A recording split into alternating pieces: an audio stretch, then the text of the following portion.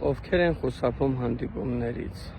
Այն, որ Հայաստանի կառավարության պաշտոնյաները որևիցե հարց չեն քննարկում արցախցիների հոգսերը թեթևացնելու նպատակով, դա գիտեն բոլորը։ Բայց այն, որ Արցախի նախկին պաշտոնյաներից որոշները ևս չեն հանդիպում, դա ևս պետք է արձանագրենք որպես փաստ։ Խոսքս ուղղում եմ Բալայան Արտակին, արցախցիների շրջանում առավել հայտնի Արցախբանկի Արտակին։ Պարոն Բալայան, Արցախի բաժնետոմսերի 43%-ը պատկանում են ներդրումային հիմնադրամին։ 20 միլիարդից ավելի գումարների կառավարմանը մենք որևիցե կերպ չենք կարողանում մասնակցել։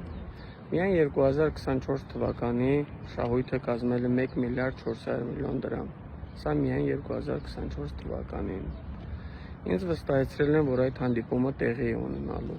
բայց արդեն մի քանի ամիս է, որևիցե դրական դինամիկա չկա։ Այս տեսանյութը կարող եք համարել հանդիպման ևս մեկ առաջարկ։ Ժամն ու տեղը որոշեք ինքներդ։